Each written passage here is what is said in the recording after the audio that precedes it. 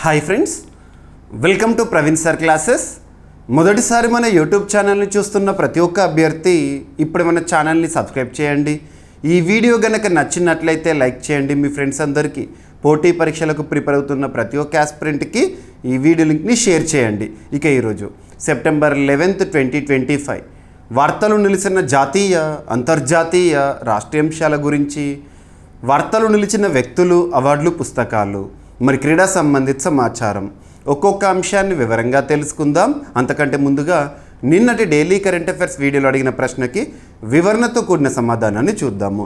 So ఇక్కడ question వచ్చేసి వార్తలు నిలిచిన ఒక ప్రాంతం పైన ఇవ్వడం జరిగింది. ఆల్రెడీ మన డైలీ కరెంట్ అఫైర్స్ వీడియోలో లాస్ట్ 2 days బ్యాక్ ఒక టాపిక్ని డిస్కస్ చేసాము. అప్పుడు ఎర్ర సముద్రం గురించి మీకు మ్యాప్ పాయింటింగ్ కూడా చూపించాను.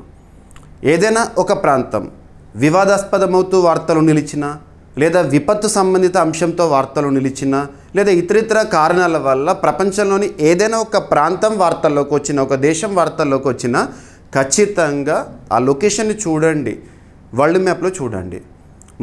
మన డైలీ కరెంట్ అఫైర్స్ వీడియోలో ఏ ప్రాంతం వార్తల్లోకి వచ్చినా కూడా ఆ లొకేషన్ని చూపిస్తూ డిస్కస్ చేయడం జరుగుతుంది.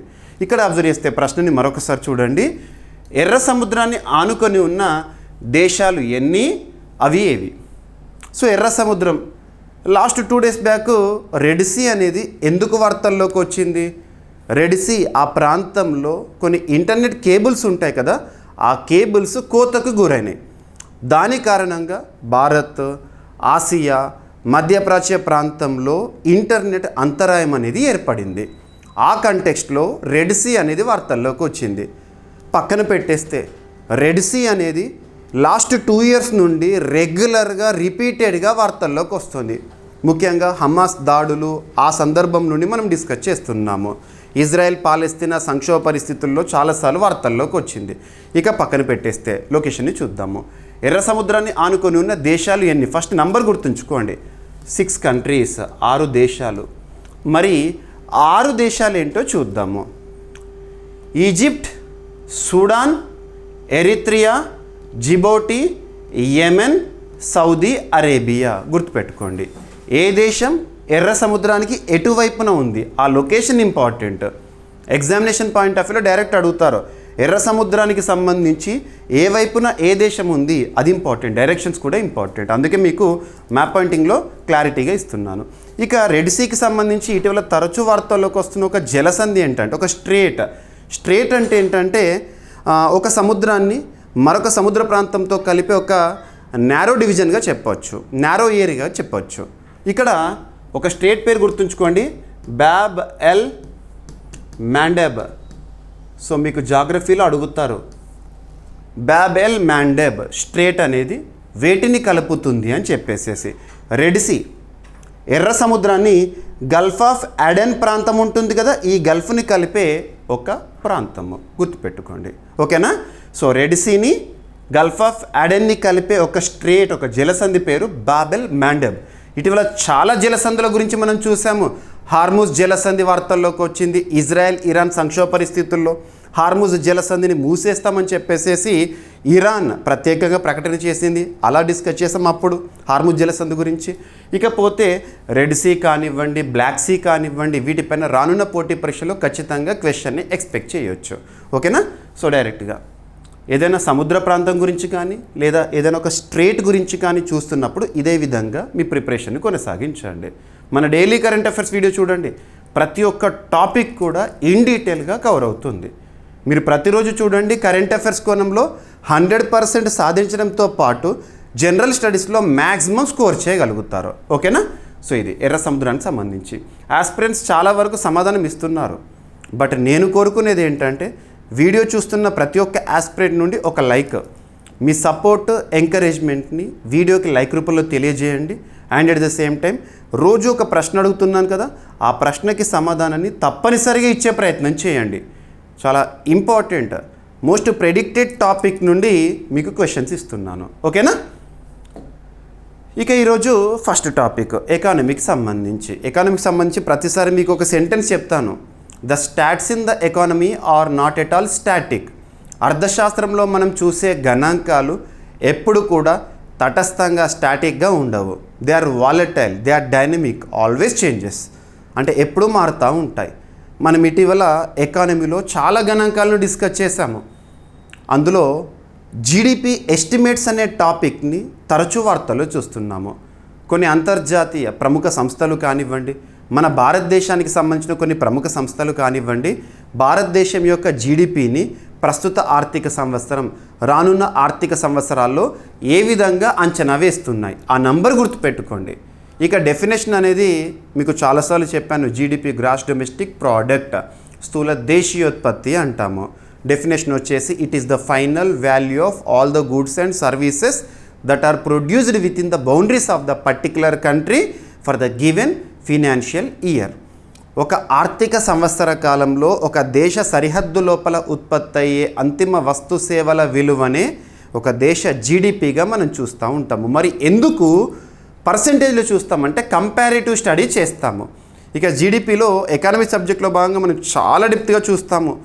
జీడిపి ఎట్ కరెంట్ ప్రైసెస్ అని, కాన్స్టెంట్ ప్రైజెస్ అని, ఇన్ఫ్లేషన్ని క్యాల్కులేట్ చేసి ఏ విధంగా చూస్తాం, ఇలాంటివన్నీ కూడా మనకు ప్రస్తుతం. ఇక్కడ మనం అబ్జర్వ్ చేస్తే ఒక అంతర్జాతీయ సంస్థ, ఒక రేటింగ్ ఏజెన్సీ, అమెరికా కేంద్రంగా పనిచేస్తున్న ఫిచ్ రేటింగ్స్ అనే సంస్థ ప్రస్తుత ఆర్థిక సంవత్సరం అనేది ఏప్రిల్ 1న ప్రారంభమవుతుంది, మార్చ్ 31తో ముగుస్తుంది కదా. ప్రస్తుత ఆర్థిక సంవత్సరం అంటే 2025-2026. ఈ ఆర్థిక సంవత్సరంలో భారతదేశ జీడిపి వచ్చేసి 6.9% ఉండబోతోందని చెప్పేసేసి గతంలో ఇదే ఫిచ్ రేటింగ్స్ అనే సంస్థ ఏ విధంగా అంచనా వేసిందంటే 6.5%గా ఉంటుందని అంచనా వేశారు.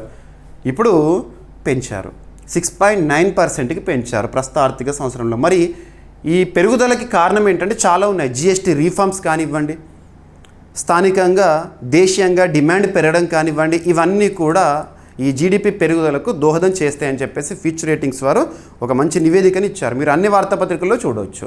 ఓకేనా? సో ఇక్కడ అబ్జర్వ్ చేస్తే గ్లోబల్ రేటింగ్ ఏజెన్సీ ఫిచ్ భారత్కి సంబంధించి 2025-26 ఆర్థిక సంవత్సర వృద్ధి అంచనాను 6.5% నుంచి 6.9%కి పెంచారు. గుర్తుపెట్టుకోండి. మరి భారతదేశంలో బ్యాంకులకే bank, apex bank, supreme bank, regulatory bank అయిన ఆర్బీఐ ప్రస్తుత ఆర్థిక సంవత్సరానికి భారతదేశ జీడిపిని ఏ విధంగా ప్రెడిక్ట్ చేస్తుంది, ఏ విధంగా అంచనా వేస్తుంది అంటే 6.5. గుర్తుపెట్టుకోండి. ఇవన్నీ ఇంపార్టెంట్, మీకు అందుకే తరచూ రివిజన్ చేస్తున్నాను కూడా. ఈ అంచనాలో పెరుగుదల మరి 6.5 ఉంటుందని గతంలో ఎందుకు చెప్పిండ్రు, ఇప్పుడు 6.9కి పెరుగుతుందని ఎందుకు చెప్తున్నారు? కారణాలు చూద్దాము. గట్టి దేశీయ డిమాండ్ అనేది పెరగడం వల్లనంట పెరుగుతుంది. డిమాండ్ పెరగాలి. వినియోగ ఖర్చుల పెరుగుదల, ఆర్థిక వ్యవస్థకు అనుకూలమైన ఫైనాన్షియల్ పరిస్థితులు అనేవి దేశంలో ఉన్నాయి. ఇక ఫిచ్ ప్రకారం భారతదేశం గూడ్స్ అండ్ సర్వీసెస్ ట్యాక్స్లో సంస్కరణలు రేటెడ్ కంపెనీలకు క్రెడిట్ పాజిటివ్గా పనిచేస్తాయని పేర్కొంది. ఇటీవల జిఎస్టీ రీఫార్మ్స్ కూడా చూసాము. జిఎస్టీ 2.0 చూడబోతున్నాం. ఈ సెప్టెంబర్ 22 నుండి న్యూ స్లాబ్స్ కూడా రాబోతున్నాయి. ప్రస్తుతం అందుబాటులో ఉన్న 0%, 5%, 12%, 18%, 28% స్థానంలో 5%, 18% మాత్రమే అమల్లోకి వస్తాయి. ఇక సిన్ గూడ్స్ పైన ఏవైతే ఉంటాయో వాటిపైన 40% అమలు చేస్తామని ఇటువంటి రీఫార్మ్స్ చూసాము. సో జిఎస్టీ రీఫార్మ్స్ అనేది ఖచ్చితంగా మన ఎకానమీ పైన పాజిటివ్ ఇంపాక్ట్ని చూపబోతోంది. అది క్లారిటీ. ఓకేనా? రైట్. ఇక యుఎస్ దిగుమతులపై అధిక టారిఫ్లు భారత్ ఎగుమతులపై ప్రభావం చూపినా కూడా దేశీయ వినియోగ బలహీనతకు అవకాశం లేదని ఫిచ్ సంస్థ తెలుపుతోంది. ఇక మీకు ఏదైనా ఒక టాపిక్ చెప్పినప్పుడు దానికి సంబంధించి సబ్జెక్ట్ లింక్ చేస్తున్నాను, స్టాటిక్ పాయింట్స్ని అడిషన్గా ఇస్తున్నాను. ఇక్కడ అబ్జర్వ్ చేస్తే ఫిచ్ రేటింగ్స్ 1914 ఇయర్లోనే ఏర్పాటైంది. న్యూయార్క్, లండన్ వీటి కేంద్రాలుగా పనిచేస్తోంది. మెయిన్ హెడ్ క్వార్టర్ వచ్చేసి మాత్రము అమెరికా అని గుర్తుపెట్టుకోండి. గ్లోబల్ క్రెడిట్ రేటింగ్ ఏజెన్సీగా మూడీస్, S&Pతో పాటు కీలకంగా పనిచేస్తుంది. ఓకేనా? రైట్. జిఎస్టీకి సంబంధించి ఇక నెక్స్ట్ తరచు మనం వార్తాపత్రికల్లో సూసైడ్స్ గురించి చూస్తూ ఉంటాము. ముఖ్యంగా విద్యార్థుల సూసైడ్స్, ఆత్మహత్యలు. ఒక విషయాన్ని గుర్తుపెట్టుకోండి, ఎంత పెద్ద సమస్య అయినా సమస్య అంటేనే ఖచ్చితంగా పరిష్కారం ఉంటుంది. సొల్యూషన్ లేకుండా ప్రాబ్లం అనేది ఎవాల్వ్ అవ్వదు. ఇక్కడ అబ్జర్వ్ చేస్తే చాలామంది ఇక అంతిమ పరిష్కారంగా సూసైడ్స్నే వెతుకుతారు. ముఖ్యంగా విద్యార్థుల్లో మానసిక ఒత్తిడి పెరిగి ఆత్మహత్యలకు దారితీస్తుంది. ఇటువంటి పరిస్థితుల్లో స్టూడెంట్స్లో సూసైడ్స్ని ఆపాలని చెప్పేసి చాలా అంశాలు ఇటీవల వార్తలు చూస్తాం. ఉదాహరణ తీసుకుంటే ఐఐటి ఖరగ్పూర్ క్యాంపస్ మదర్స్ అనే ఒక ఇనిషియేటివ్స్తో వార్తల్లోకి వచ్చింది. సుప్రీంకోర్టు ఒక టాస్క్ ఫోర్స్ని కూడా ఏర్పాటు చేసింది. గతంలో మనం చూసాం last 3 months 4 months back, and రీసెంట్గా కూడా లాస్ట్ 1 monthలో కూడా వార్తల్లోకి వచ్చింది. జస్టిస్ ఎస్ రవీంద్ర భట్ ఆధ్వర్యంలో ఒక టాస్క్ ఫోర్స్, ఇటువంటివి చూస్తున్నాము. ఇక సెప్టెంబర్ 10th సూసైడ్స్ ప్రివెన్షన్ డేగా మనము జరుపుకుంటాము. ఈ సందర్భంగా నిన్నటి రోజున AIIMS all India institute of medical వారు ఢిల్లీ కేంద్రంగా పనిచేసిన సంస్థ నెవర్ అలోన్ అనే ఒక అంశంతో వార్తల్లోకి వచ్చింది. ఏఐ బేస్డ్ ఆర్టిఫిషియల్ ఇంటెలిజెన్స్, కృత్రిమ మీద ఆధారిత ప్రస్తుతం ప్రపంచాన్ని నడిపిస్తుంది ఏఐ. సో ఏఐ బేస్డ్ ప్రోగ్రామ్ని ప్రారంభించారు. ఉద్దేశం ఏంటి? For student mental health and suicide prevention. స్టూడెంట్స్లో మానసిక ఒత్తిడిని తగ్గించాలి, సూసైడ్స్ని ప్రివెంట్ చేయాలి, అది ఉద్దేశం. డైరెక్ట్గా గుర్తుపెట్టుకోండి, నెవర్ అలోన్. ఓకేనా? So world suicide prevention day సందర్భంగా ఎయిమ్స్ ఢిల్లీ మానసిక ఆరోగ్యాన్ని బలోపేతం చేయడానికి నెవర్ అలోన్ అనే ఒక ఏఐ ఆధారిత అభియాన్ని ప్రోగ్రామ్ని ప్రారంభించింది. ఎవరు ప్రారంభించారంటారు? గుర్తుపెట్టుకోండి, ముఖ్యంగా విద్యార్థుల ఆత్మహత్యలను నిరోధించడము, ఆరోగ్యంపై అవగాహన పెంపు ఈ కార్యక్రమ ప్రధాన లక్ష్యాలు అంట. మరి ఈ ప్లాట్ఫామ్ ద్వారా వాట్సాప్ ఆధారిత వెబ్ యాప్ ద్వారా 24/7 వర్చువల్ అండ్ ఆఫ్లైన్ మానసిక సలహాలు అందుబాటులో ఉంటాయి. ఎవరైనా మానసికంగా కృంగిపోతున్నారంటే వారికి మనోధైర్యాన్ని నింపుతారు. ఒక స్ట్రెస్ ఫ్రీగా వాళ్ళకి ప్రత్యేకంగా కౌన్సిలింగ్ అనేది ఇస్తారు. ఇది ప్రత్యేకత. ఓకేనా? సరిపోతుంది. ఇక 2022లో NCRB national crime records bureau గణాంకాల ప్రకారం దేశవ్యాప్తంగా 1.7 lakh మంది ఆత్మహత్య చేసుకున్నారు. వీరిలో 18 నుండి 30 సంవత్సరాల యువత 35% అంట. ఓకేనా? So all India institute of medical sciences, all India institute of medical sciences Delhi. So స్థాపన వచ్చేసేసి 1956. దేశంలోని ప్రఖ్యాత వైద్య విద్యా పరిశోధన సంస్థ, కేంద్ర ఆరోగ్య మంత్రిత్వ శాఖకు చెందిన సంస్థ. ఓకేనా? సరిపోతుంది. సో ఎవ్రీ ఇయర్ కూడా September 10th world suicide prevention డేగా జరుపుకుంటాం. ఎవరు జరుపుతారంటే international association for suicide prevention, WHO పరిధిలో. ఓకేనా? సరిపోతుంది. ఏదైనా ఒక టాపిక్ చూడండి, డైరెక్ట్గా మీకు చూడండి, ఇవన్నీ స్టాటిక్ పాయింట్స్ కూడా ఇచ్చాను. ఇదే విధంగా ప్రిపేర్ అవ్వండి, ఇదే స్ట్రాటజీతో ప్రిపేర్ అవ్వండి. రానున్న ఏ పోటీ పరీక్ష అయినా, ఏ స్థాయి పోటీ పరీక్ష అయినా కరెంట్ అఫైర్స్తో పాటు జనరల్ స్టడీస్లో మ్యాక్సిమం స్కోర్ చేయగలుగుతారు. ఇక నెక్స్ట్, NCEL సహకార రంగానికి ఎగుమతుల్లో నూతన బలాన్ని ఇస్తోంది. సింపుల్గా చెప్పాలంటే NCEL అపెడా ఒప్పందము. NCEL national cooperative exports limited, national cooperative exports limited. Cooperatives అంటే ఏంటి? సహకార రంగానికి సంబంధించి. భారతదేశంలో ప్రస్తుతం సహకార రంగానికి చాలా ఇంపార్టెన్స్ ఇస్తున్నారు. కేంద్ర ప్రభుత్వ పరిధిలో 2021 సంవత్సరంలో 2021 ఇయర్లో ఒక కొత్త మినిస్ట్రీ వచ్చింది, ministry of cooperative sector, cooperatives అని.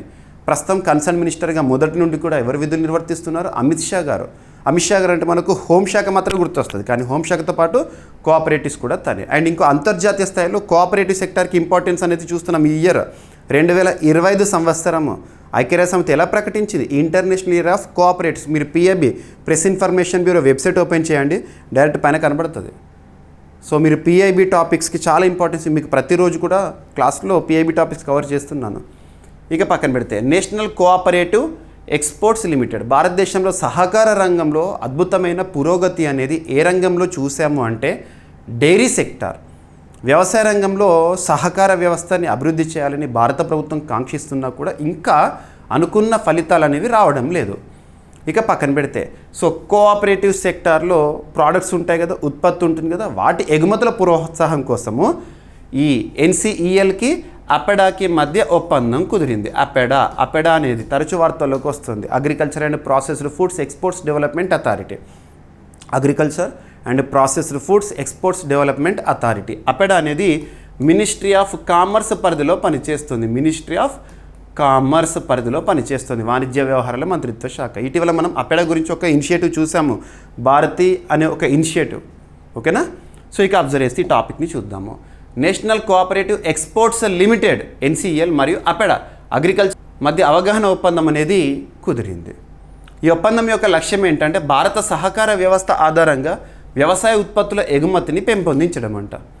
వ్యవసాయ ఉత్పత్తుల ఎగుమతిని పెంపొందించడం డైరెక్ట్ లక్ష్యం గుర్తుంది. భారత సహకార వ్యవస్థ ఆధారంగా వ్యవసాయ ఉత్పత్తుల ఎగుమతిని పెంపొందించడము.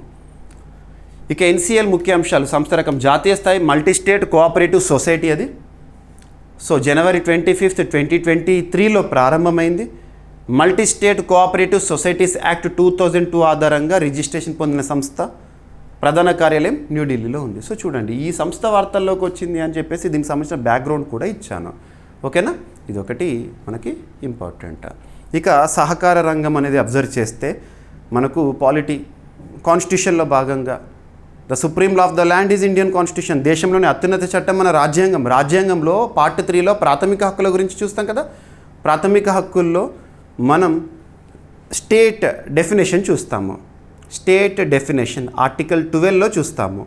అందులో సహకార రంగం అనేది ఆర్టికల్ 12 రాజ్యం పరిధిలోకి రాదు, గుర్తుపెట్టుకోండి. ఇక ఎన్సిఎల్ లక్ష్యాలు. సహకారసే సమృద్ధి దృక్పథాన్ని సాధించేందుకు రైతుల ఆదాయాన్ని పెంచడానికి కృషి చేస్తోంది. సహకార సంఘాల ఉత్పత్తులను అంతర్జాతీయ మార్కెట్లకు అనుసంధానిస్తుంది. భారత ఎగుమతుల్లో సహకార రంగ భాగస్వామ్యాన్ని పెంపొందించడము. ఓకేనా. సో ఎన్సిఎల్ ప్రమోటర్ సంస్థలు ఏంటి అంటే అమూల్ గుజరాత్కి సంబంధించి డైరీ, అండ్ ఇఫ్కో ఎరువుల రంగంలో ప్రముఖ సహకార సంస్థ సరిపోతుంది, నాఫెడ్. ఓకేనా. APEDA agricultural and processed food products export development authority, తరచూ వార్తలు చూస్తున్న సంస్థ మనము. ఓకేనా. సో 1985 ఇయర్లో ఏర్పాటైంది న్యూఢిల్లీ. అపెడా యాక్ట్ 1985 ఆధారంగా ఏర్పాటైంది. నోడల్ మంత్రిత్వ శాఖ వచ్చేసేసి మినిస్ట్రీ ఆఫ్ కామర్స్. ఓకేనా. ఇక సహకార రంగం భారత్లో ప్రాధాన్యాన్ని కనుక మనం అబ్జర్వ్ చేస్తే మొత్తం రైతుల్లో దాదాపు 25% మంది కోఆపరేటివ్ వ్యవస్థలో సభ్యులు అంట. ఓకేనా. ఇక next hilsa fish. Hilsa fish అనగానే మనకు ఒక దేశం గుర్తుకు రావాలి, బంగ్లాదేశ్. సో మన సరిహద్దును పంచుకుంటున్న దేశం బంగ్లాదేశ్. లాస్ట్ ఇయర్ 2024 ఇయర్లో హిల్సా ఫిష్ని మేము మీకు ఎక్స్పోర్ట్ చేయము అని చెప్పేసి బంగ్లా అప్పుడు తాత్కాలిక ప్రభుత్వం ఒక నిర్ణయం తీసుకుంది. ప్రస్తుతం భారత్ బంగ్లాదేశ్ మధ్య సంబంధాలు అనేవి క్షీణిస్తూ వస్తున్నాయి, ముఖ్యంగా షేక్ హసీనా తదనంతర పరిస్థితులను అబ్జర్వ్ చేస్తే. మరి ఈ హిల్సా ఫిష్కి ఎందుకు అంత ఇంపార్టెన్స్ అంటే ప్రస్తుతం మనము ఇక రానున్న నవరాత్రులు చూడబోతున్నాము. దుర్గా నవరాత్రులు అంటేనే మనకు ఫేమస్ వెస్ట్ బెంగాల్, కోల్కతా. అంతెందుకు దుర్గా పూజ యునెస్కో ఇంటాంజిబుల్ కల్చరల్ హెరిటేజ్ లిస్టులో కూడా స్థానం పొందిన అంశము. మరి అటువంటి దుర్గా పూజ సమయంలో అతి కీలకము, మోస్ట్ సాక్రెడ్గా, డివైన్గా చూసే ఒక ఫిష్ ఏంటంటే హిల్సా ఫిష్. ఆ హిల్సా ఫిష్ని మనం బంగ్లాదేశ్ నుండి పొందుతూ ఉంటాము. సో రానున్న నవరాత్రులను దృష్టిలో ఉంచుకొని, దుర్గా పూజని దృష్టిలో ఉంచుకొని హిల్సా ఫిష్ని ఎగుమతి చేయడానికి, బంగ్లాదేశ్ నుండి భారత్కి ఎగుమతి చేయడానికి బంగ్లా ప్రభుత్వం ఆమోద ముద్ర వేసింది. ఇది ప్రస్తుతానికి ఇంపార్టెంట్. ఓకేనా. సో దుర్గా పూజ వేడుకల నేపథ్యంలో బంగ్లాదేశ్ ప్రభుత్వం భారత్కు హిల్సా చేప ఎగుమతికి అనుమతినిచ్చిందంట. ఇది భారత్ బంగ్లాదేశ్ శాశ్వత మైత్రికి గుర్తుగా చేపట్టిన చర్యగా పేర్కొంది.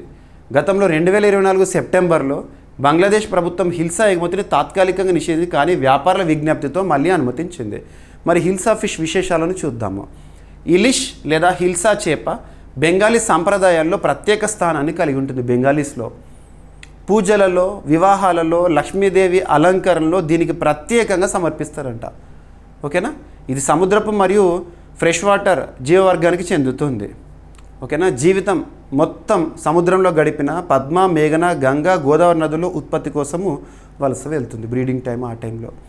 హిల్సా చేప రుచి, నాడీ వ్యవస్థ, ఆరోగ్య ప్రయోజనాల వల్ల ఎంతో ప్రాచుర్యం పొందింది. ఓకేనా. సో గుర్తుపెట్టుకోండి. ఇక మన తెలుగు ప్రాంతాలు ఈ సమయం ఆగస్టు సెప్టెంబర్ సమయంలో రాజమండ్రి, ఈ సమయం గోదావరి ప్రాంతాల్లో మనం పులస చేపని చూస్తాము. ఒక సామెత ఉంటుంది, పుస్తెలమ్మైన పులస తినాలి అని చెప్పేసేసి. చాలా ప్రత్యేకము. మన తెలుగు ప్రాంతం గోదావరి ప్రజలందరికీ కూడా సుపరిచితము. ఓకేనా. సో బంగ్లాదేశ్ హిల్సా బంగ్లాదేశ్ జాతీయ చేప. ప్రపంచ హిల్సా ఉత్పత్తిలో సుమారు 70% బంగ్లాదేశ్ నుండే వస్తుంది. దేశం మొత్తం చేపల వేటలో 12% వాటా. ఓకేనా. బంగ్లాదేశ్లో 1% హిల్సా ద్వారానే ఆదాయం వస్తాడు బంగ్లాదేశ్లో హిల్సా వల్ల జీడిపికి. ఓకేనా. ఇక దుర్గా పూజ సమయంలో బంగ్లాదేశ్ హిల్సా ఎగుమతికి అనుమతి ఇవ్వడం అనేది సాంస్కృతిక మైత్రి పటిష్టకు సంకేతము. ఓకేనా. భారత్లో హిల్సా ప్రాముఖ్యత ముఖ్యంగా వెస్ట్ బెంగాల్, అస్సాం, ఒడిషా, ఆంధ్రప్రదేశ్ రాష్ట్రాల్లో ప్రాచుర్యము. గోదావరి నదిలో హిల్సా వలస చూపడం చాలా అరుదైన ఘటనగా గుర్తించబడుతుంది, గుర్తుపెట్టుకోండి. ఇక ఎస్ఎస్ఎల్వి టెక్నాలజీ హాల్కు బదిలీ ఇస్రో కీలక నిర్ణయం తీసుకుంది.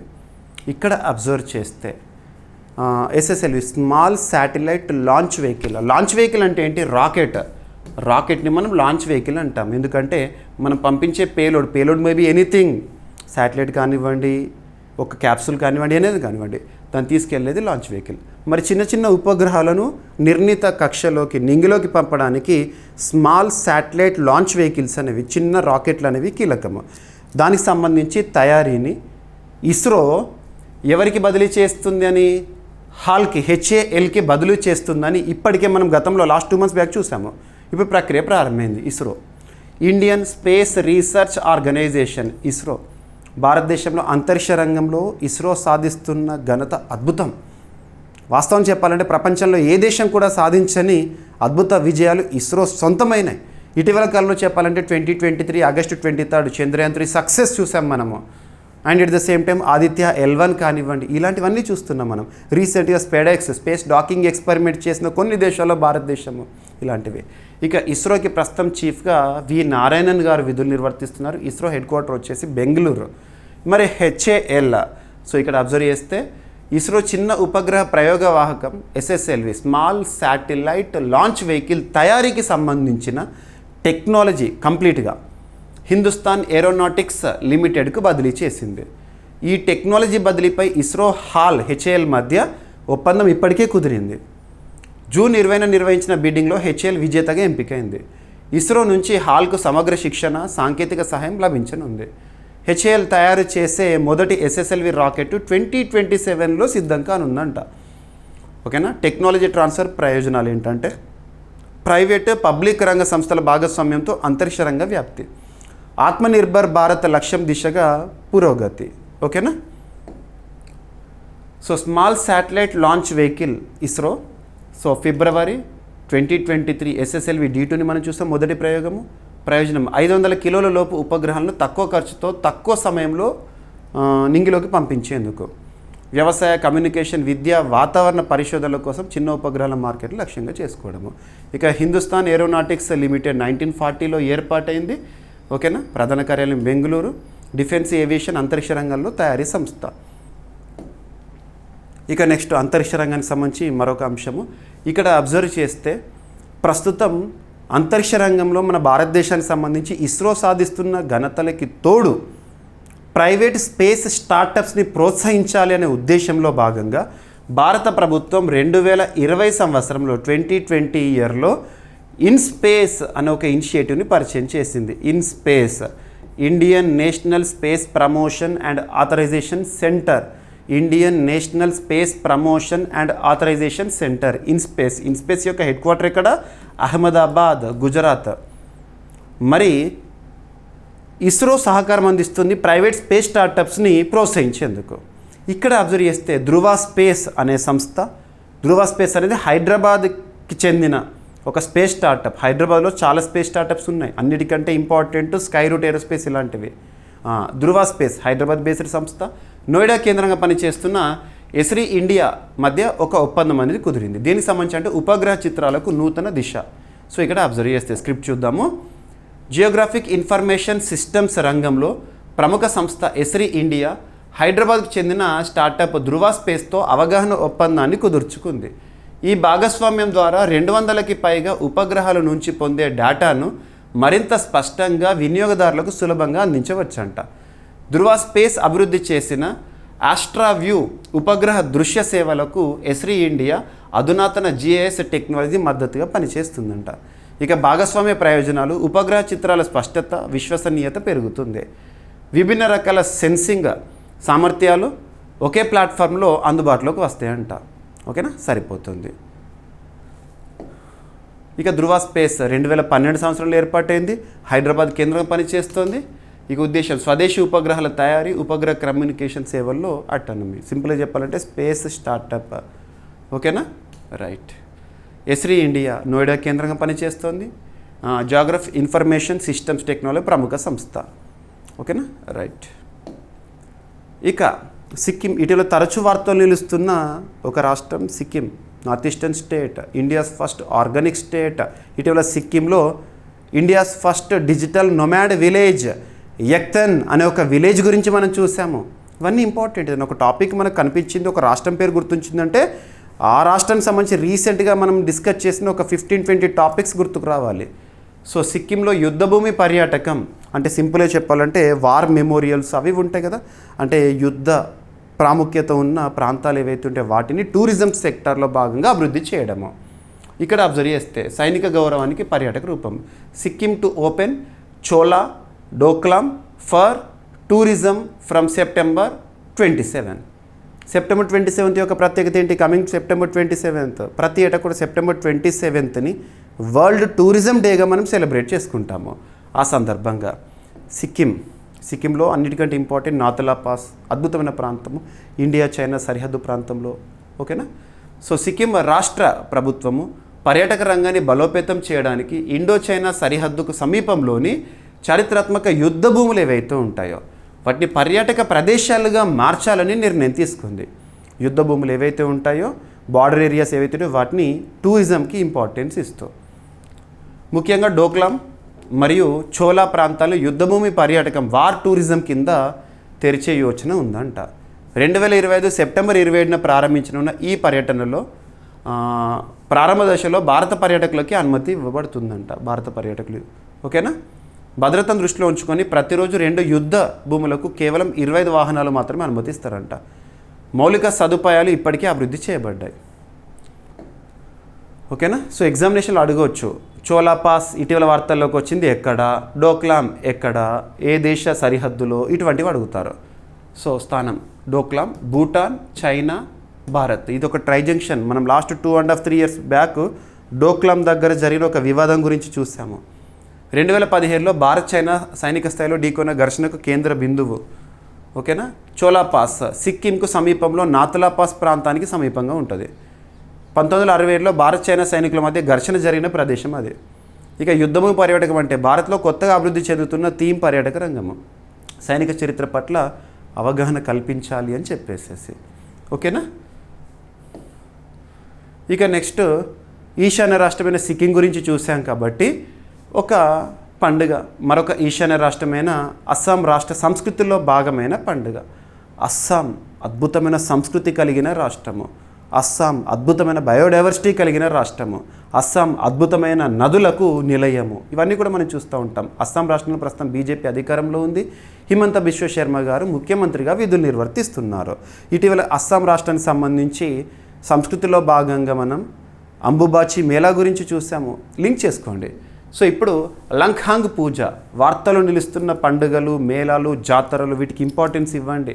చాలా మనం డిస్కస్ చేస్తున్నాం. ఇటీవల మర్బట్ ఫెస్టివల్ అని చెప్పేసి నాగ్పూర్ మహారాష్ట్రలో చూసాము.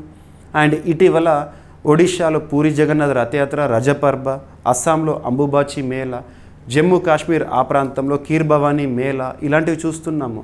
ఇక్కడ అబ్జర్వ్ చేస్తే లంగ్హాంగ్ పూజ ఏ రాష్ట్రానికి సంబంధించి అంటే అస్సాం రాష్ట్రంలో టివా తెగకి సంబంధించి ఇది పంట పూజ ఉత్సవం. సో పంట కాలానికి సంబంధించి. సో లంగ్హాంగ్ పూజ అనేది అస్సాంలోని టివా తెగకు చెందిన సాంప్రదాయ సామాజిక ఆధ్యాత్మిక ఉత్సవము. ఇది ముఖ్యంగా రబీ పంటల సీజన్లో మంచి పంటల కోసం దేవతలకు ప్రార్థనలు చేయడానికి నిర్వహించబడుతుంది. రైట్? సో ఏ తెగకి సంబంధించి ఏంటని అడుగుతారు. పండుగ పేరు గుర్తుంచుకోండి. రైట్? ఇక టివా తెగ. సో తెగ అనే ఒక పదం, ట్రైబ్ అనే డెఫినేషన్ రాజ్యాంగంలో ఏ ఆర్టికల్లో ఉంటుంది అంటే ఆర్టికల్ 366 క్లాజ్ 25 గుర్తుపెట్టుకోండి. ఆర్టికల్ 366 క్లాజ్ 25లో ట్రైబ్ అనే డెఫినేషన్ ఉంటుంది. ఓకేనా? టివా తెగ ప్రధానంగా అస్సాం, మేఘాలయ రాష్ట్రాల్లో ఉంటాయి. మీరు అబ్జర్వ్ చేస్తే అస్సాం రాష్ట్ర పర్యటనకు మీరు వెళ్తే అస్సాము, మేఘాలయ రెండు పక్కపక్కనే ఉంటాయి. రోడ్డు పైన వెళ్తూ ఉంటే ఇటువైపు మేఘాలయ, ఇటువైపు అస్సాం అలా ఉంటుంది. ఓకేనా? సో భాష టివా. జీవన విధానం వ్యవసాయము, వేట, సహజ వనరులపై ఆధారపడిన జీవితము. ఇక రబీ పంట కాలం మన భారతదేశంలో అక్టోబర్ టు మార్చ్ ఆ టైంలో మధ్యలో మనకు లాస్ట్లో మార్చ్ ఆ సమయంలో జియాద్ ప్రారంభమవుతుంది. ఖరీఫ్, రబీ, జియాద్ ఇవి. ఓకేనా? నెక్స్ట్ స్వచ్ఛ వాయు సర్వేక్షణ్ ర్యాంకింగ్స్ అనేవి వార్తల్లోకి వచ్చినాయి. ఇక్కడ అబ్జర్వ్ చేస్తే మనకు స్వచ్ఛ భారత్ అన్న, స్వచ్ఛ సర్వేక్షణ్ అన్న, స్వచ్ఛ వాయు సర్వేక్షణ అన్న ఎప్పుడైనా కూడా మనకి భారతదేశంలో టాప్లో మధ్యప్రదేశ్లోని ఇందోరే వార్తల్లోకి వస్తుంది. గుర్తుపెట్టుకోండి. ఈ ర్యాంకింగ్స్ రీసెంట్గా సెప్టెంబర్ 7th రోజున రిలీజ్ అయినాయి. చూద్దాము. కేంద్ర పర్యావరణ, అటవీ మరియు వాతావరణ మార్పుల మంత్రిత్వ శాఖ, Ministry of environment, forest, climate change, ప్రస్తుతం కన్సర్న్ మినిస్టర్గా ఎవరున్నారు? భూపేంద్ర యాదవ్ గారు విడుదల చేశారు. స్వచ్ఛ వాయు సర్వేక్షణ్ 2025 ఫలితాలను సెప్టెంబర్ 7 అంతర్జాతీయ స్వచ్ఛవాయు దినోత్సవం సందర్భంగా ప్రకటించారు. ఈ సర్వే వాయు కాలుష్య నియంత్రణ, ఎన్సిఏపి నేషనల్ క్లీన్ ఎయిర్ ప్రోగ్రామ్ అమలు పరంగా నగరాల పనితీరును అంచనా వేస్తుంది. నేషనల్ క్లీన్ ఎయిర్ ప్రోగ్రామ్ అమలు ఏ విధంగా ఉంది, ఏ నగరాల్లో ఏ విధంగా అమలు చేస్తున్నారు, and at the same time వాయు కాలుష్య నియంత్రణ చర్యలు ఏ నగరంలో ఎలా ఉన్నాయి, ఇటువంటి అంశాలను ఆధారంగా తీసుకొని మంచి చర్యలు తీసుకునే వాటిని టాప్లో పెడతారు. సో ఇక్కడ అబ్జర్వ్ చేస్తే టాప్ పొజిషన్లో మళ్ళీ ఇందోర్ మధ్యప్రదేశ్, భారతదేశంలో భిక్షాటన రహిత మొట్టమొదటి నగరం ఏదంటే ఇందోరు. ఇటువంటి లింక్ చేసుకోండి. జబల్పూర్ మధ్యప్రదేశ్ 2వ స్థానము, ఆగ్రా ఉత్తరప్రదేశ్ 3వ స్థానము, ఇక మన హైదరాబాద్ తెలంగాణ నుండి 22వ స్థానంలో ఉంది. రైట్. 10 లక్షల కంటే ఎక్కువ జనాభా గల నగరాల జాతీయ ర్యాంకింగ్స్ గుర్తుపెట్టుకోండి. టాప్ 3 గుర్తుంచుకోండి చాలు. ఇక నేషనల్ క్లీన్ ఎయిర్ ప్రోగ్రామ్ 2019 జనవరిలో ప్రారంభమైంది. ఇక్కడ ఒక కేసుని మీరు లింక్ చేసుకోవచ్చు.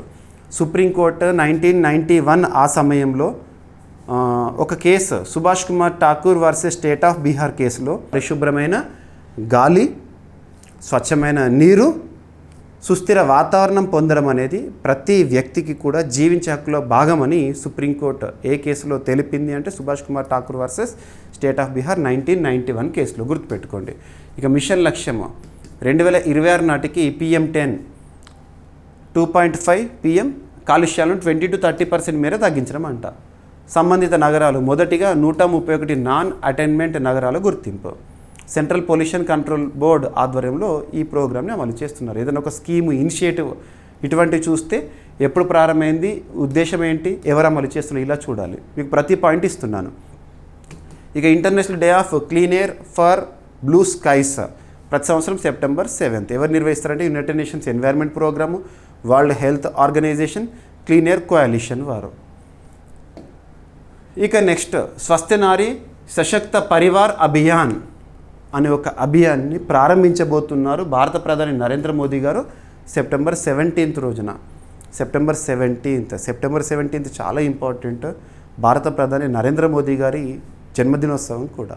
ఇకపోతే ఈ ప్రోగ్రాం యొక్క ఉద్దేశం ఏంటి చూద్దాము. అండ్ ఈ అభియాన్ యొక్క టైం డ్యూరేషన్ ఏంటంటే సెప్టెంబర్ 17th నుండి 2 అక్టోబర్ 2025 వరకు, అంటే దాదాపు ఒక 15 రోజుల కార్యక్రమము. అండ్ ఇక్కడ ఉద్దేశం ఏంటి, ముఖ్యంగా మహిళలకు సంబంధించి వికసిత భారత్ లక్ష్యాల్లో ఒకటిది. 2025 సెప్టెంబర్ 17న ప్రధాని నరేంద్ర మోదీ గారు కొత్త ఆరోగ్య కార్యక్రమం స్వస్థ నారీ సశక్త పరివార్ అభియాన్ను ప్రారంభించనున్నారు. ఈ కార్యక్రమం మహిళలు మరియు పిల్లల ఆరోగ్యం కోసం దేశవ్యాప్తంగా ప్రత్యేక ఆరోగ్య శిబిరాలు నిర్వహించే లక్ష్యంతో రూపొందించబడింది. ఈ ఆరోగ్య శిబిరాలు ప్రతి జిల్లాలో ప్రాథమిక ఆరోగ్య కేంద్రాలు ఆశా వర్కర్లు, ఆరోగ్య వాలంటీర్ల సహకారంతో అమలవుతాయంట. 8వ రాష్ట్రీయ పోషణ మాసం ప్రారంభం కూడా ఇదే రోజు 8th రాష్ట్రీయ పోషణ్ మా సెప్టెంబర్ 17th నుండి అక్టోబర్ 16th వరకు 1 month పాటు ప్రారంభమవుతుంది. ఓకేనా. ఈ పోషణ మాసం లక్ష్యం ఏంటంటే తల్లి శిశు పోషణపై అవగాహన పెంపు. ఇటువంటివి గుర్తుపెట్టుకునే ఉద్దేశం ఏంటో చూడండి, సరిపోతుంది. మళ్ళీ ప్రారంభమైనాక మనం చూద్దాము. ఓకేనా. పోషణ అభియాన్ మొదటిసారి ఎప్పుడు ప్రారంభమైందంటే 2018. ఏ మంత్రిత్వ శాఖ అంటే ministry of women and child development ఆధ్వర్యంలో. ఓకేనా. లక్ష్యం 0 to 6 years ఏళ్ళ పిల్లలు, గర్భిణీ, పాలు పట్టే తల్లులకు పోషకాహార ప్రాధాన్యత ఇవ్వడము.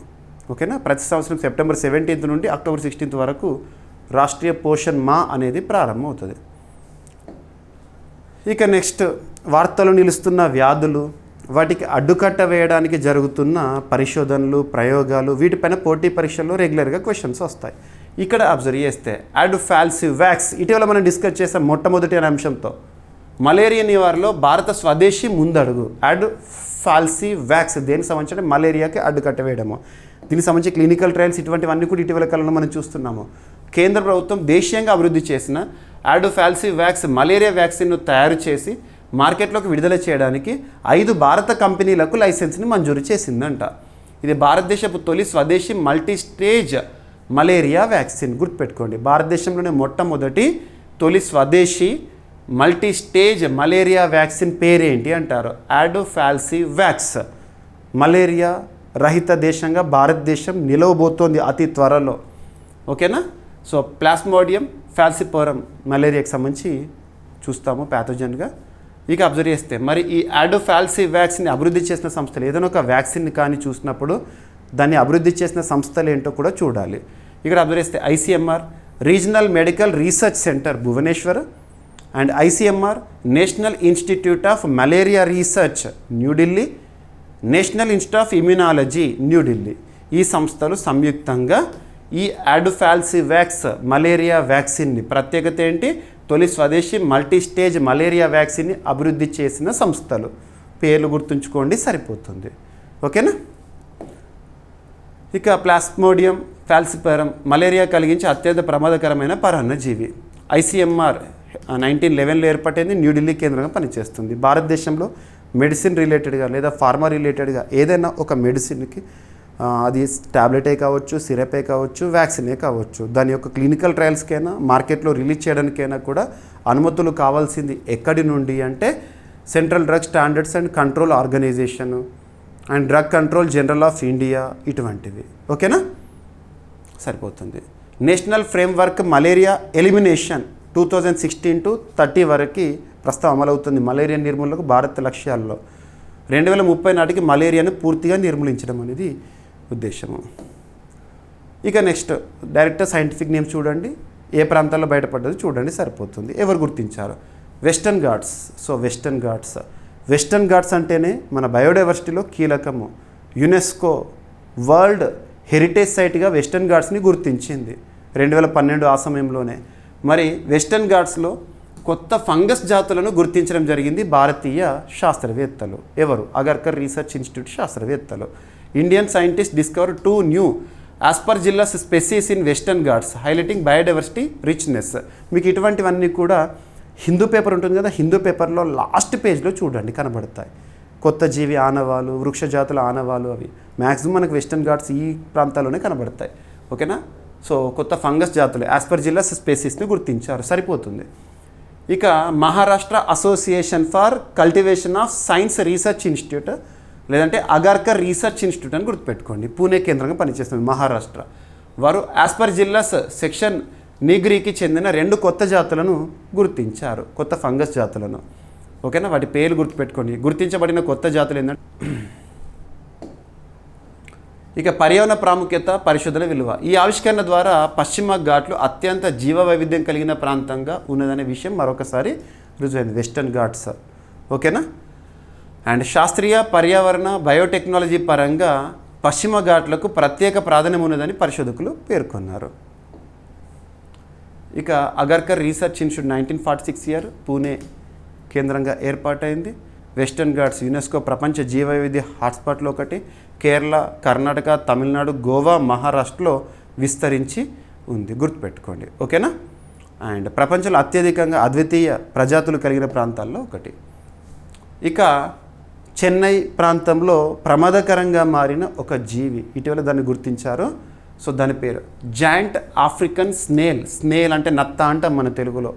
సో సింపుల్గా చెప్పాలంటే జీవవర్ణాన్ని నాశనం చేస్తుంది. ఇప్పుడు ఇది చెన్నై ప్రాంతంలో తీవ్రం అవుతున్న పారిశుద్ధ్య ఆరోగ్యం ముప్పు. సో ప్రపంచంలోని అత్యంత దూకుడైన ఆక్రమణాత్మక జాతుల్లో ఒకటైన జాయింట్ ఆఫ్రికన్ స్నేల్, దాని యొక్క సైంటిఫిక్ నేమ్ కూడా గుర్తుంచుకోండి, లిసాచాటినా ఫులికా, ఇటీవల చెన్నై మరియు శివార్లలో గుర్తించబడింది. ఇది ఆరోగ్యపరంగా మరియు పర్యావరణ పరంగా తీవ్రమైన సమస్యలను కలిగించే జీవి. ఓకేనా? ఇటీవల ఎక్కడ గుర్తించబడిందని చూడండి సరిపోతుంది. ఓకేనా? సైంటిఫిక్ నేమ్ లిసాచటనియా ఫునికా. ఓకేనా? సో సరిపోతుంది. ఈ జాయింట్ ఆఫ్రికన్ స్నేల్ అనేది మూలదేశం తూర్పు ఆఫ్రికా, ఉగాండా ఆ ప్రాంతాల్లో ఎక్కువగా కనబడుతుంది. ఓకేనా? సరిపోతుంది. ఇక UK IIFB Bharat Britain infrastructure financing bridge 1 year celebration మనం చూస్తున్నాము. UK India infrastructure financing bridge. So UK India infrastructure financing bridge అనే ద్వైపాక్షిక పథకం సెప్టెంబర్ 2024లో ప్రారంభమైంది. ఇప్పుడు సెప్టెంబర్ 2025, 1 ఇయర్. ఇది భారత్లో సుస్థిర మౌలిక వసతుల ప్రాజెక్టులకు ప్రపంచ ప్రైవేట్ పెట్టుబడులను ఆకర్షించడానికి రూపొందించిన ఒక ప్రత్యేక వేదిక. రీసెంట్గా సెప్టెంబర్ 2025లో ఈ పథకం తొలి వార్షిక నివేదిక లండన్లో విడుదలైంది. అందులో భారత్లో మౌలిక రంగ పెట్టుబడుల రిస్క్లను తగ్గించే పాలసీ మార్పులను సిఫార్సు చేశారు. ఇన్ఫ్రాస్ట్రక్చర్ డెవలప్మెంట్ కోసము UK ఇండియా రిలేషన్స్లో భాగంగా. ఓకేనా. మరి భారత్ వైపు భాగస్వామ్య సంస్థలు ఎవరంటే నీతి ఆయోగ్, UK నుండి ఏంటంటే సిటీ ఆఫ్ లండన్ కార్పొరేషన్. ఓకేనా, సరిపోతుంది. ఈ ఇనిషియేటివ్ యొక్క ఉద్దేశాలు ఏంటంటే భారత్ మౌలిక రంగ ప్రాజెక్టులో అంతర్జాతీయ ప్రైవేట్ పెట్టుబడులను వేగంగా సమీకరించడం. ఏ దేశమైనా, ఏ ప్రాంతమైనా, ఏ రాష్ట్రమైనా ఎంత ఎక్కువ మొత్తంలో ఇన్వెస్ట్మెంట్స్ని అట్రాక్ట్ చేస్తే అంత ఎక్కువ మొత్తంలో ఎకానమీలో గ్రోత్ చూస్తాము. భారత ప్రొక్యూర్మెంట్ విధానాలను UK 5Ks మోడల్ వంటి గ్లోబల్ బెస్ట్ ప్రాక్టీస్లకు అనుగుణంగా మార్చడము. ఓకేనా. పెట్టుబడులకు అడ్డంకిగా నిలిచే అంశాల పరిష్కారము. ఇక నీతి ఆయోగ్ 2015 జనవరి 1వ తేదీన అప్పటి వరకు పనిచేసిన ప్రణాళికా సంఘం స్థానంలో అమల్లోకి వచ్చింది. ఓకేనా. ప్రస్తుతం నీతి ఆయోగ్కి వైస్ చైర్పర్సన్గా సుమన్ బెర్రీ గారు విధులు నిర్వర్తిస్తున్నారు. CEOగా BVR సుబ్రహ్మణ్యం గారు విధులు నిర్వర్తిస్తున్నారు. నీతి ఆయోగ్ ఎక్స్ అఫీషియో చైర్పర్సన్గా ప్రైమ్ మినిస్టర్ గారు ఉంటారు. నీతి ఆయోగ్ విడుదల చేసే సూచీలు, నివేదికలు అవన్నీ చూడండి ఇటీవల కాలంలో. ఓకేనా. ఇక ఏపీకి సంబంధించి అని చూడొచ్చు. 2 టాపిక్స్ ఈరోజు వార్తల్లోకి వచ్చినాయి. అభ్యర్థులు ప్రతిరోజు మన డైలీ కరెంట్ అఫైర్స్ వీడియోని చూడండి.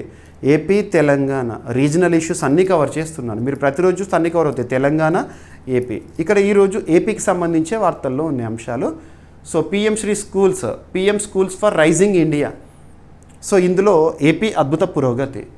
PM Shri prime minister schools for rising India పథకం కింద ఆంధ్రప్రదేశ్ రాష్ట్రం దక్షిణాదిలో ప్రథమ స్థానంలో ఉంది ఈ అమలు విషయంలో, ఈ పథకం అమలు విషయంలో. జాతీయ స్థాయిలో ఉత్తరప్రదేశ్, జాతీయ స్థాయిలో అయితే ఫస్ట్ ఉత్తరప్రదేశ్, సెకండ్ ఏపీ. దక్షిణాది తీసుకుంటే ఫస్ట్ ఏపీ. దేశవ్యాప్తంగా ఇప్పటి వరకు 14,500 పాఠశాలలు ఎంపికైతే ఏపీలో 982 పాఠశాలలు ఎంపికైనాయి PM శ్రీ స్కూల్స్లో భాగంగా. వాటిలో 935 పాఠశాలలు రాష్ట్ర ప్రభుత్వ పాఠశాలలు, మిగతా 47 కేంద్రీయ విశ్వవిద్యాలయాలు, నవోదయాలు. ఇక ఈ ఏడాది కొత్తగా ఎంపికైన 80 పాఠశాలల కోసం అదనంగా 87 కోట్ల రూపాయలు విడుదల చేశారు. పాఠశాల ప్రత్యేకతలు: 21st సెంచరీ నైపుణ్యాల అభివృద్ధికి మౌలిక వసతులు, ఆధునిక బోధన పద్ధతులు. PM Shri schools. సో మారుతున్న కాలానికి అనుగుణంగా విద్యా వ్యవస్థలో కూడా మార్పులు రావాలి, అందులో భాగంగా. ఓకేనా, రైట్. డిజిటల్ టెక్నాలజీ, కొత్త బోధన పద్ధతులపై ఉపాధ్యాయులకు శిక్షణ ఇవ్వడం, ఇవన్నీ కూడా. ఇక PM Shri Schools September 5th, 2022లో ప్రారంభము. ఓకేనా. మంత్రిత్వ శాఖ, మినిస్ట్రీ ఆఫ్ ఎడ్యుకేషన్. ప్రస్తుతం కన్సర్న్ మినిస్టర్గా ఎవరున్నారు? ధర్మేంద్ర ప్రధాన్ గారు. లక్ష్యం జాతీయ విద్యా విధానం, నేషనల్ ఎడ్యుకేషన్ పాలసీ 2020. ఎప్పుడు అమల్లోకి వచ్చింది? July 29th, 2020. గుర్తుపెట్టుకోండి. సో ఈ PM శ్రీ స్కూల్స్ కోసము 27,360 crore రూపీస్ అమలు 2022 నుండి 2027 కాలానికి గాను. ఓకేనా. ఇక పర్సనల్ అడాప్టివ్ లెర్నింగ్. ఏపీలో స్వయంచాలిత అభ్యాసంలో దేశానికి ఆదర్శము. సో సమగ్ర శిక్షా అభియాన్లో భాగంగా పర్సనల్ అడాప్టివ్ లెర్నింగ్ కార్యక్రమాన్ని ఆంధ్రప్రదేశ్ విజయవంతంగా అమలు చేస్తోంది. విద్యార్థుల వ్యక్తిగత సామర్థ్యానికి అనుగుణంగా స్వయంచాలితంగా అభ్యాసన కంటెంట్ను అందించడము, ప్రధానంగా గణితం, తెలుగు, ఆంగ్లం విభాగాల్లో అభ్యాసాన్ని మెరుగుపరచడము.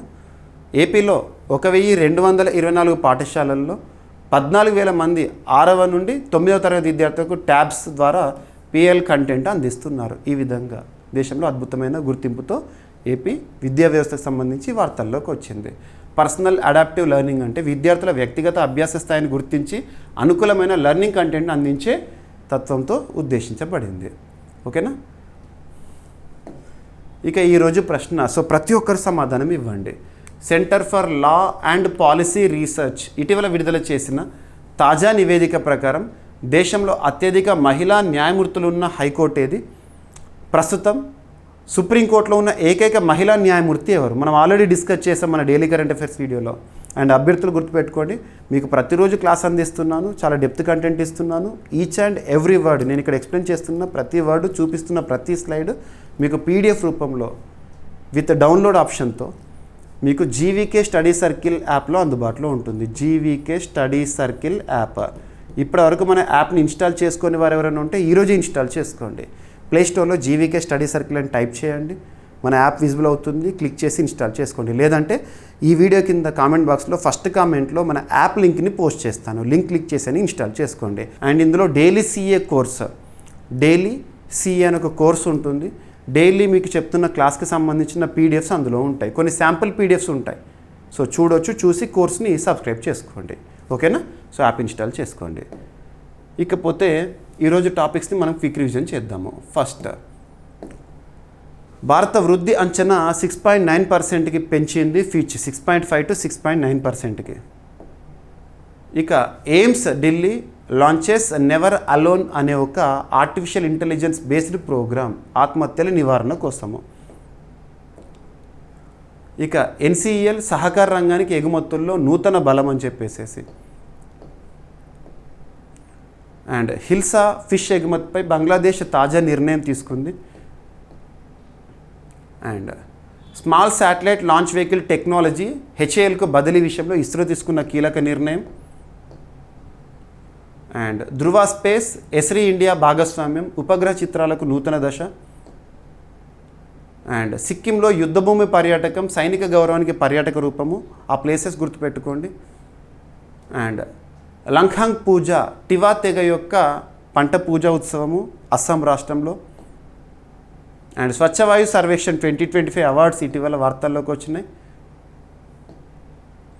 And first Nari సశక్త Parivar Abhiyan September 17th, 2025 రోజున ప్రారంభం కాబోతోంది. అండ్ యాడోఫాల్సివాక్స్ మలేరియా వ్యాక్సిన్ అనేది వార్తల్లోకి వచ్చింది. అండ్ పశ్చిమ కనుమలో కొత్త ఫంగస్ జాతుల గుర్తింపు. And giant African snail Chennai శివారు ప్రాంతాల్లో తీవ్ర ప్రభావం చూపిస్తోంది. And UKIIFB UK India infrastructure financing bridge అనే అంశం వార్తల్లోకి వచ్చింది ఏడాదితో. పిఎం శ్రీ స్కూల్స్ విషయంలో ఏపీ సాధిస్తున్న ప్రగతి. అండ్ పర్సనల్ అడాప్టివ్ లెర్నింగ్ ఏపీలో స్వయంచాలిత అభ్యాసంలో దేశానికే ఆదర్శంగా నిలుస్తోంది. Centre for law and policy research ఇటీవల విడుదల చేసిన తాజా నివేదిక ప్రకారము దేశంలో అత్యధిక మహిళా న్యాయమూర్తులు ఉన్న హైకోర్టు ఏది? ప్రస్తుతం సుప్రీంకోర్టులో ఉన్న ఏకైక మహిళా న్యాయమూర్తి ఎవరు? ప్రతి ఒక్కరు సమాధానం ఇవ్వండి. సో వీడియోని లైక్ చేయండి. మనం మిస్లేనియస్ టాపిక్స్ ఉన్నాయనుకోండి, నో నీడ్ టు వర్రీ. రేపటి క్లాస్లో మనం డిస్కస్ చేసేటప్పుడు లింక్ అయినా చేస్తాను. ఓకేనా? సో ప్రతిరోజు క్లాసెస్ని చూడండి అండ్ మన ఛానల్ని సబ్స్క్రైబ్ చేయండి. మొదటిసారి చూస్తున్నట్లయితే యాప్ని ఇన్స్టాల్ చేసుకోండి. రేపు కలుద్దాం. Thank you.